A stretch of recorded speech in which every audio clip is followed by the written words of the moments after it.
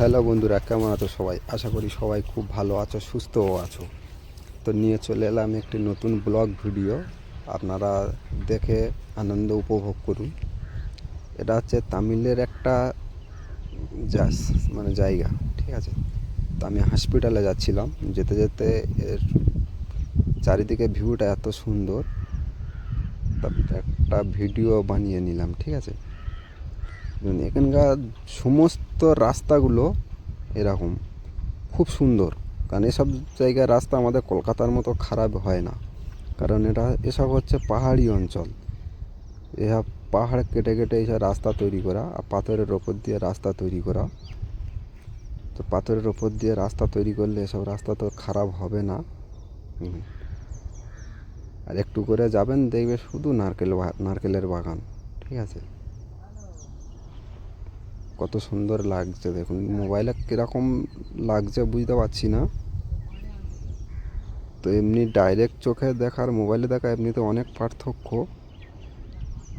তবু যতটা পেরেছি ভিডিওটা কভার করার চেষ্টা করেছি। তা আপনারা দেখুন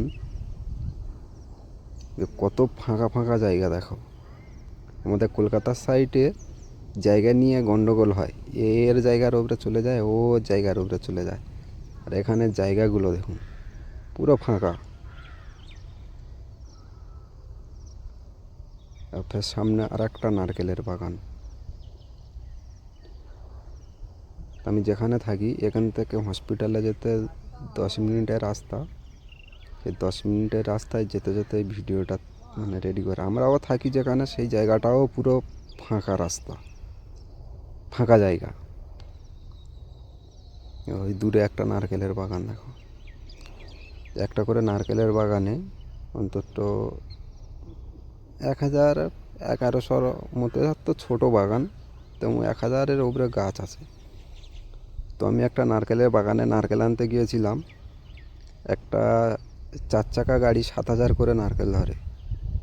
তো 1 সপ্তাহের বেশি আমি নারকেল বার করেছি সেই বাগানটার ভিতর থেকে।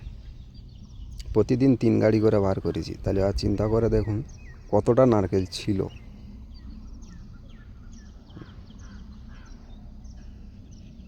নারকেলের বাগানে ঢুকে আমি অবাক হয়ে গেছি যে এত বড় বাগান, পুরো ফাঁকা। আমার মনে হয় যে আমাদের শুধু কলকাতায় যত লোক আছে, পুরো তামিলনাড়ু জায়গা মিলিয়ে, রাজ্য মিলিয়ে অতটাই লোক। তো ভিডিওটা এই পর্যন্ত ভালো। তো বন্ধুরা, ভিডিওটা আজ এই পর্যন্ত। ভিডিওটা যদি ভালো লাগে লাইক, কমেন্ট, শেয়ার করবেন এরকম আরও ভিডিও পাওয়ার জন্যে। Good bye.